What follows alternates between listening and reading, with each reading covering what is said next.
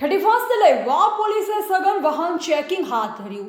નવા વર્ષની ઉજવણી નજીક આવતા વાવ પોલીસે 31 ડિસેમ્બરના રોડ ટ્રાફિક અને જનસામાન્ય સુરક્ષા સુનિશ્ચિત કરવા માટે સઘન વાહન ચેકિંગ અભિયાન શરૂ કર્યું। વાવ થરાદ વિસ્તારના મુખ્ય માર્ગો, હાઈવે અને સરહદી વિસ્તારોમાં પોલીસ દળોએ વાહનો અટકાવી પત્રક સહિત તમામ કાનૂની દસ્તાવેજોની તપાસ કરી।